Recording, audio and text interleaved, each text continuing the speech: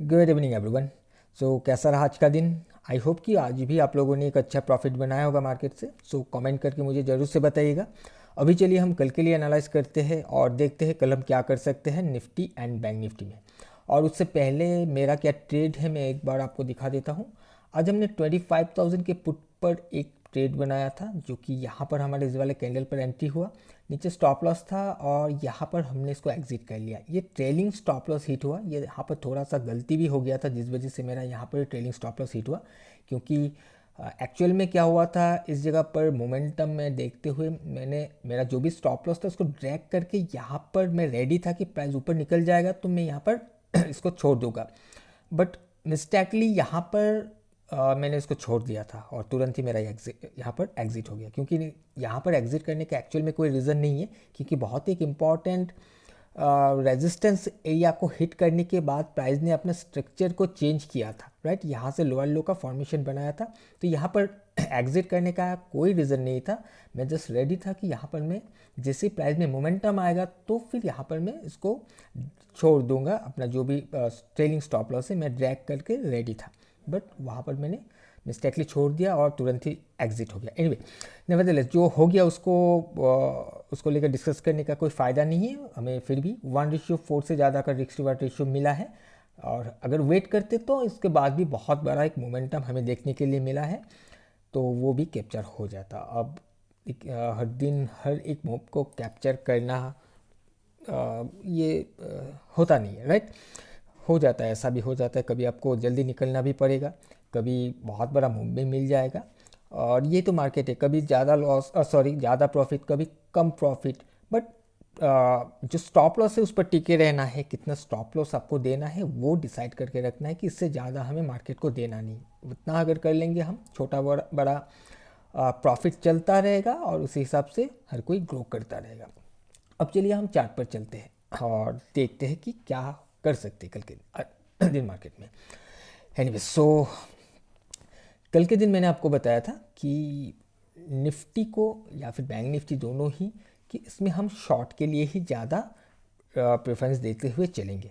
या तो निफ्टी इस जोन को ब्रेक करके नीचे आ जाए तो कंटिन्यूएशन हमें देखने के लिए मिल सकता है, या फिर निफ्टी अगर ऊपर जाता है तो पहला मैंने एक रेजिस्टेंस जोन बताया था जो कि लगभग इस एरिया पर था, यहाँ पर जाकर अगर कोई कंफर्मेशन आता है तो फिर हम शॉर्ट कर सकते थे। राइट, और लॉन्ग के लिए मैंने बताया कि इस एरिया पर अगर सपोर्ट बिल्ड करता है, यहाँ पर सपोर्ट लेता है तो फिर ये रेजिस्टेंस की तरफ जाएगा, तो उस दौरान अगर कोई ट्रेड मिलता है तो कर सकते हैं लॉन्ग साइड के लिए। यहाँ पर आप देख सकते हो कि इसने सपोर्ट इस एरिया से सपोर्ट लिया, ऊपर गया, लेकिन यहाँ पर जो रेजिस्टेंस था यहाँ पर हिट करने के बाद कोई कंफर्मेशन नहीं आया कि हम वहाँ से शॉर्ट करें।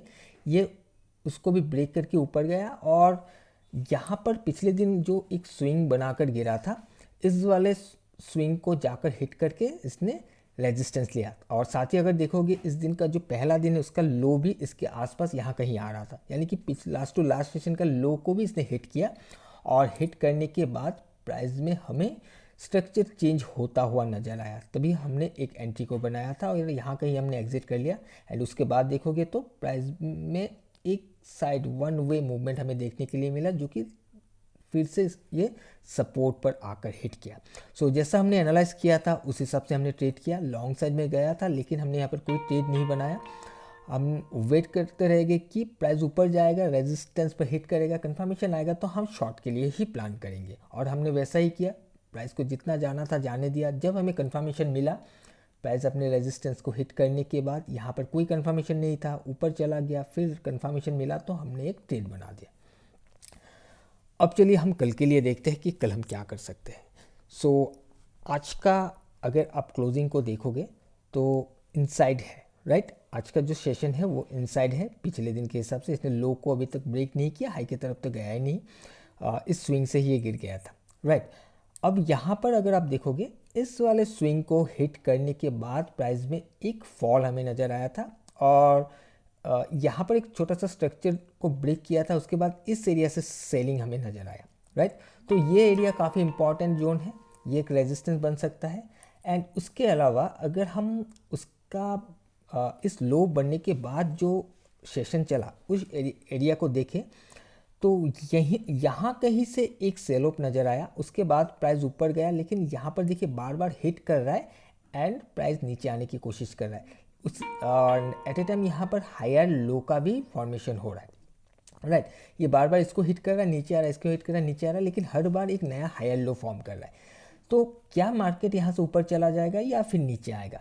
तो देखिए मेरा कल का जो व्यू है वो डाउन साइड के लिए है। अब ऊपर जा सकता है, ऐसा नहीं कि नहीं जाएगा, जा भी सकता है। अगर ऊपर चला जाएगा तो ऊपर के हिसाब से कहीं कंफर्मेशन मिलेगी तो हम लॉन्ग करेंगे, बट मेरा व्यू डाउन साइड के लिए है, क्योंकि मुझे ऐसा लग रहा है कि ये जो भी एरिया है जहाँ से बार बार सेलिंग आ रहा है एंड हायर लो बन रहा है, जितनी बार हायर लो बन रहा है कहीं ना कहीं नीचे लिक्विडिटी क्रिएट कर रहा है। अब अगर कल के दिन इसी एरिया के नीचे कोई भी कंफर्मेशन आता है, वीकनेस दिखता है, तो फिर हम डाउन साइड के लिए प्लान करके चलेंगे। जितने भी लिक्विडिटीज यहाँ पर क्रिएट हुआ है सब यहाँ पर हंट होना स्टार्ट हो जाएगा एंड प्राइस में हमें डाउन साइड का मूवमेंट देखने के लिए मिल सकता है। एंड ये ऐसा भी हो सकता है कल के दिन कि सबसे पहले इस वाले लेवल को एक बार ब्रेक करने की कोशिश करे और उसके बाद प्राइस फिर से इनसाइड आकर कोई कंफर्मेशन दे, तब भी हम कर सकते हैं। यहाँ पर मैनिपुलेट करके भी प्राइस गिर सकता है। एंड इसके अलावा अगर इसके ऊपर चला जाता है तो हम इस एरिया को मॉनिटर करना पड़ेगा, ध्यान देना पड़ेगा कि यहाँ पर जाकर कोई कंफर्मेशन आ रहा है क्या। अगर यहाँ पर जाकर प्राइस में कंफर्मेशन आता है तब भी हम डाउन साइड के लिए प्लान कर सकते हैं। एंड इसके अलावा सपोर्ट नीचे ये है, सपोर्ट यहाँ से अगर गिरना स्टार्ट होता है तो मेरे हिसाब से सपोर्ट ब्रेक हो जाना चाहिए। और अगर प्राइस ओपन होते ही सपोर्ट ब्रेक करता है तो तुरंत ही यहाँ पर शॉर्ट करना थोड़ा रिस्की हो सकता है, तो हमें रिट्रेसमेंट का वेट करना पड़ेगा। रिट्रेसमेंट के बाद अगर कोई कंफर्मेशन आता है तो हम फिर से लोअर लेवल से शॉर्ट करने की कोशिश करेंगे। अब कल के दिन में तब रिट्रेसमेंट आएगा तो हमें थोड़ा सा ये एक्सपेंसिव मिलेगा शॉर्ट करने के लिए। ओके, तो कुछ इस तरीके का प्लान है मेरा कल के दिन के लिए। एंड लॉन्ग जाने के लिए देखिए, लॉन्ग अगर जाना होगा तो काफ़ी हर्डल है ऊपर क्योंकि यहाँ पर एक एरिया है जो शॉर्ट्स बना था, ये आज जहाँ से हिट करके गिरा है, ये लोअर हाई का फॉर्मेशन है। ठीक इसके ऊपर भी 25,000 का एक इम्पॉर्टेंट लेवल है, तो हर्डल काफ़ी ज़्यादा है। तो हर बार ऊपर जाएगा तो रिजेक्शन हमें देखने के लिए मिलेगा। तो उस केस में हो सकता है थोड़ा वॉलेटाइल हो जाए, उस केस में हो सकता है कि हमारा स्टॉप लॉस हिट हो जाए। इस वजह से मैं लॉन्ग के लिए कुछ खास प्लान नहीं कर रहा हूँ, क्योंकि लॉन्ग के लिए प्लान में 25,000 के ऊपर से ही कंफर्टेबली प्लान कर सकता हूँ कि ये ऊपर अभी जा सकता है। अदरवाइज अभी फ़िलहाल तो मैं शॉर्ट साइड के लिए ही प्लान करके चल रहा हूँ। बाकी आप अपने हिसाब से भी एक बार एनालाइज कर लीजिएगा, ऐसा नहीं कि मैंने शॉर्ट बताया तो कल मार्केट ओपन होते ही शॉर्ट करने लग जाए। जब कंफर्म करेगा, अगर हो सकता है मैं जो प्लान कर रहा हूँ कल के दिन में मैं फेल हो जाए, मेरा जो भी एनालिसिस है वो फेल हो जाए एंड मार्केट ऊपर चला जाए, ऐसा भी हो सकता है। और ऐसा हो सकता है कि कल यहाँ कहीं ट्रेड करता रह जाए एंड सेकेंड हाफ को ये ब्रेकआउट करके ऊपर चला जाए, ऐसा भी हो सकता है। बट जब हमें कंफर्मेशन मिलेगा इस एरिया पर, अगर कोई लॉन्ग का कंफर्मेशन मिलता है तो हम लॉन्ग करेंगे, तो रिस्क हो सकता है क्योंकि हर्डल काफ़ी ज़्यादा अप डायरेक्शन में है। ब्रेक हो जाएगा, जितने भी हर्डल्स है ये तोड़ ताड़ के ऊपर चला जाएगा तो कहीं ऊपर जाकर डिमांड आ सकता है। ओके, आई होप कि आपको समझ में आ रहा होगा। अब चलिए बैंक निफ्टी को देखते हैं।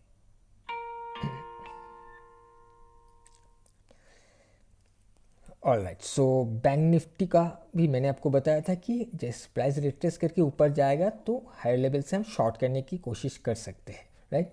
और आप देख सकते हो कि बैंक निफ्टी ओपन होने के बाद ये भी ऊपर गया और ये जो भी स्विंग था जहाँ से प्राइस गिरा था, इसी जगह पर आते ही प्राइस में रेजिस्टेंस बनना स्टार्ट हुआ और वहीं से फॉल आया। एंड ये जो सपोर्ट था जो प्रीवियस सेशन में ये हिट नहीं हुआ था, आज के दिन इसने सपोर्ट को हिट किया, हिट करके फिर थोड़ा बाउंस करके हुए क्लोज कर दिया है। अब इसको लेकर भी जो व्यू है सेम है कि यहाँ पर भी अगर आप देखोगे तो हायर लोस का फॉर्मेशन हो रहा है। कहीं ना कहीं मुझे लग रहा है शायद यहाँ इसके नीचे लिक्विडिटी क्रिएट करवाया जा रहा है और ये कल सब कुछ हंट हो सकता है। तो इसके लिए भी अगर हमें कंफर्मेशन मिलता है तो कहीं ना कहीं इस एरिया के आसपास अगर मिलता है तब भी हम कर सकते हैं। और हायर ऊपर लेवल पर जो कि इस एरिया से जो एक स्ट्रक्चर ब्रेक करके यहाँ से गिरा था 55,200 के आसपास, यहाँ पर जाकर भी अगर कोई कंफर्मेशन आता है तब भी हम डाउन साइड के लिए प्लान करके चल सकते हैं। लॉन्ग अगर करना है तो यहाँ पर थोड़ा सा हर्डल बैंक निफ्टी के लिए भी है लॉन्ग साइड में। एक तो 55,400 का लेवल है और सबसे पहले तो इसको इस वाले जोन का जहाँ से प्राइस इस दिन गिरा था एंड आज भी गिरा है, इसके ऊपर कंफर्टेबली ब्रेक करके इसके ऊपर ट्रेड करना चाहिए। इसके ऊपर सपोर्ट बिल्ड होता है तब कहीं हम लॉन्ग साइड के लिए प्लान कर सकते हैं, तब कहीं ना कहीं जो भी शॉर्ट्स बन रहा है वो शॉर्ट्स कवर होता हुआ हमें दिख सकता है। ओके, सो ये कुछ प्लान है मेरा कल के दिन के लिए निफ्टी एंड बैंक निफ्टी में। एंड हाँ, इसके अलावा मैं आपको दो स्टॉक बताना चाहूँगा, क्योंकि काफ़ी रिक्वेस्ट आ रहा है कि स्टॉक बताने के लिए कि क्या कौन सा स्टॉक को हम ट्रेड कर सकते हैं। तो दो स्टॉक मैं बताना चाहूँगा। अब अपने हिसाब से एक बार जरूर से एनालाइज कीजिएगा, क्योंकि ऐसा नहीं मैं बार बार बता रहा हूँ कि मैं बताऊँगा तो मार्केट चला ही जाएगा, वैसा ही होगा, ऐसा कुछ नहीं है। जस्ट मेरा एनालिसिस है। ऐसा अगर मुझे मार्केट कंफर्म करता है तभी मैं वहाँ पर कोई एक्शन लूँगा। सो पहला जो स्टॉक है वो है रिलायंस। सो रिलायंस का जो स्टॉक है वो सिलेक्शन में है डाउन साइड के लिए, यानी कि शॉर्ट करने के लिए। अब रिलायंस को ध्यान दीजिएगा कि रिलायंस का एक इम्पॉर्टेंट जोन है, जो कि ये जो येलो एरिया देख रहे हो काफ़ी इंपॉर्टेंट एक एरिया है, जोन है। अब इसको शॉर्ट करना है तो सब इम्पॉर्टेंट ये है कि इस जोन के नीचे कंफर्मेशन दे। अगर इस जोन के नीचे कंफर्मेशन दे तो सेम यहाँ पर जो भी लॉन्ग्स बन रहे थे वो लॉन्ग कवर हो सकता है, जो भी लिक्विडिटीज़ वगैरह है वो हंट हो सकता है। और अगर ये ऐसा होता है तो कहीं ना कहीं 1400 का जो लेवल है वो चेस करते हुए एक ट्रेड बनाया जा सकता है, बट इसके नीचे से। अब हो सकता है कि प्राइस सबसे पहले एक बार मैनिपुलेट करने के लिए प्राइस ऊपर जाए एंड इसके ऊपर जाकर फिर प्राइस इनसाइड होकर कोई कंफर्मेशन देता है, तब भी हम जा सकते हैं डाउन साइड के लिए। लेकिन कंफर्मेशन हमें इस जोन के नीचे चाहिए। इस जोन के नीचे सेल कंफर्मेशन आएगा तभी हम डाउन साइड के लिए प्लान करके चल सकते हैं। एंड एक स्टॉक है जो कि है अपोलो हॉस्पिटल। इसका सिलेक्शन है लॉन्ग साइड के लिए। ओके, अब डिपेंड करता है कि कल का मार्केट कैसा होता है। अगर कल का मार्केट में हमें डाउन मूव देखने के लिए मिलता है तो हो सकता है कि एप्पलो को जो हमने लॉन्ग साइड के लिए सिलेक्ट किया है ये कुछ खास परफॉर्म ना करे। हो सकता है कि ये भी गिरने की कोशिश करे या फिर साइड वे हो जाए। डिपेंड करता है मार्केट के ऊपर ओवरऑल क्या सिचुएशन होता है। बाकी ये हमने लॉन्ग के लिए सिलेक्ट किया है। एक इम्पॉर्टेंट लेवल है जो कि है 6940 का। इसके ऊपर ही क्लोजिंग दिया हुआ है। प्राइस को अगर देखोगे यहाँ से ऊपर गया था, फिर नीचे आया, आने के बाद यहाँ से स्ट्रक्चर ब्रेक करके इस जगह पर प्राइस अभी कंसोलिडेट कर रहा है।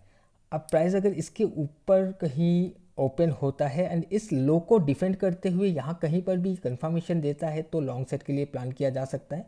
और ऐसा भी हो सकता है कि 6940 को एक बार हिट करके फिर से सपोर्ट बिल्ड करने की कोशिश करे, तब भी किया जा सकता है। बट 6940 को ऊपर कंफर्मेशन आना चाहिए। एंड बेस्ट होगा कि प्राइस अगर कहीं इस वाले जो कंसोलिडेशन एरिया है इसके ऊपर कहीं स्ट्रॉन्ग ओपन हो जाए तो यही एरिया इसके लिए सपोर्ट बन सकता है। अगर ऐसा होता है तो हम इजीली एक ब्रेकआउट के लिए ट्रेड कर सकते हैं लॉन्ग साइड में। बाकी मार्केट का क्या ओवरऑल कंडीशन होगा उसके ऊपर भी डिपेंड करता है। एंड स्ट्रॉन्ग ओपन होता है तो कहीं ना कहीं ये ऊपर जाने की कोशिश कर सकता है। ओके, सो ये दो स्टॉक हैं जिसको आप कल के दिन के लिए देख सकते हो। एक बार अपने हिसाब से एनालाइज जरूर से कर लीजिएगा कौन सा लेवल इंपॉर्टेंट है, कहाँ पर रेजिस्टेंस बन रहा है, कहाँ पर सपोर्ट बन रहा है, इस चीज़ को एक बार देख लीजिएगा। और कंफर्मेशन आता है तब भी जाकर ट्रेड को बनाइएगा। ऐसे आग बंद करके अगर कोई ट्रेड बना लेते हो मेरे बताए हुए किसी भी स्टॉक पर और वहाँ पर अगर कोई लॉस हो जाता है तो मेरे या मेरे चैनल का कोई भी रिस्पॉन्सिबिलिटी नहीं रहेगा। ओके, सो चलिए आज के लिए इतना ही। हम मिलेंगे किसी और एक नए वीडियो में। Till then bye bye.